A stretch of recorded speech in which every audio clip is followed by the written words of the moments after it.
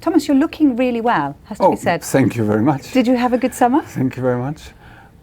Pretty demanding summer, actually. Quite a lot of work, more than usual. Right. Normally I take my time off in summer. It was not the case this summer. So when the season started, I felt like, wow, where's my holiday? No downtime. Where is my holiday gone? But it's a good thing. Always, I can just repeat, it's a good thing to be here. Yeah. And working is fun, so it also calms me down to some point, because you have a certain routine, and it's nice people around and a great team to coach, so life is good. If you look back on the last 6 months though, was it kind of the toughest part of your managerial career, if you look back? Maybe the most extraordinary.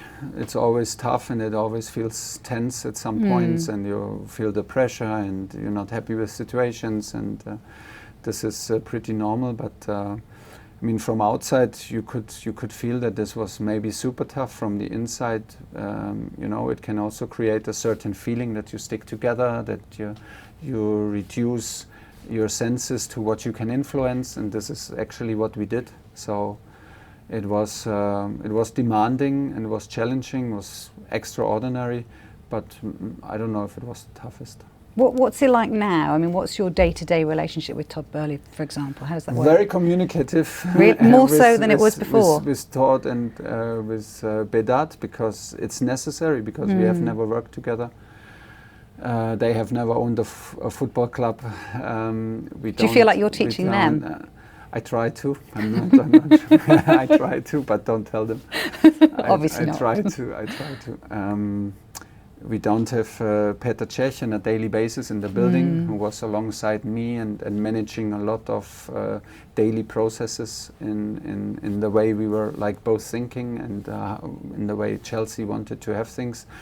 So we need to readjust. I think it's a pretty normal thing that lines of communications are new, level of responsibilities are new. So this needs a bit of time to adjust, and everybody needs to step up to take a little bit more responsibility and be open for new ideas, and not be protective, but be open and positive and straightforward.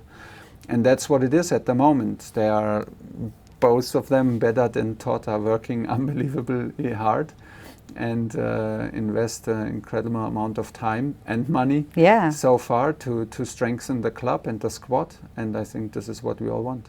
From the outside looking in, it looks like a kind of rebuild. Is that what you We are in transition, and it feels also like a little bit of a rebuild, and it is also necessary, without any offense and without complaining, but we are not the youngest team in Premier League at the moment with our key players, so it needs a rebuild exactly in the moment where all these changes are going on. So it's another cherry on top of the cake, and we try to deal with it. The last time we spoke, well, probably not the last time, but the time before, you were talking about Lukaku, and he was coming in and what you were going to learn from him.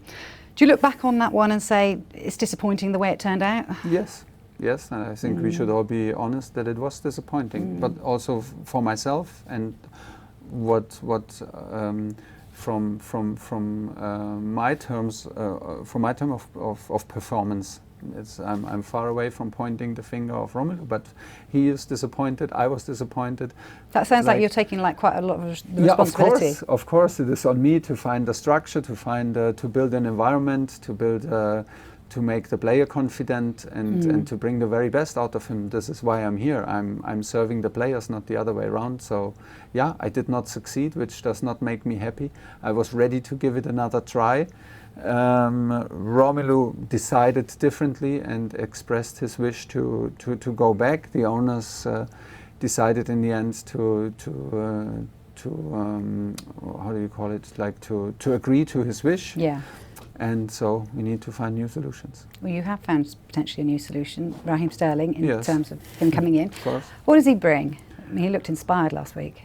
Yeah, he's good. He brings intensity, repetitive intensity, very humble approach to his game. He finds speed, he finds work rate. We saw this now in Everton, which was a very close game and not maybe the biggest physical game, but he found his work rate, he found his accelerations, decelerations. his sprints, his little dribblings, and he's determined to end up in the box. He's a huge player for us. He's a huge player for England, so I'm happy. And they looked pretty impressive last week, didn't they, Spurs? But they've never done that well at Stamford Bridge, particularly against you. Good. Hopefully it stays like that. We were very disciplined. We were very competitive. We were very well structured and very disciplined and aware of all the danger, and we controlled the counter-attacks so good, and before they were even created. So full credit to these performances, and with a bit of luck and a bit of momentum, we managed to beat them, I think, 3 consecutive times in a very short period of time without conceding a goal. We were super happy to give these wins to our supporters, and of course also for us. But we know about the level that we performed on.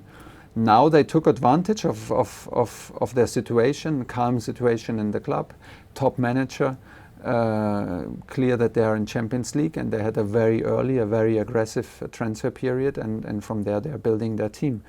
And if you know Antonio Conte, then you know that he builds competitive teams, that what he's doing year in, year out on the highest level. So why should he not do it there? And this is exactly what happened. So it will not be a surprise, but we will be prepared and we will fight to keep our record at Stamford Bridge. Just one final question then. What is the overall aim for you? I always ask you this, and I know, My overall I know aim the bar is high. for this season, I don't know it. I'm not so sure yet, because we are in transition, and the club is in transition, the team is in transition.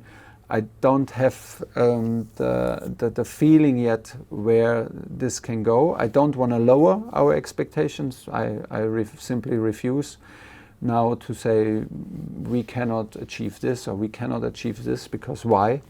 Why should I do this? And at the same time, it makes no sense to put the pressure on us when the team is not built. So transfer period is still on, transition is still ongoing, players go still out, and players maybe still come in. So maybe? Let's see. You're not going to give me a name, are you? No. Thanks, Thomas. Thank you.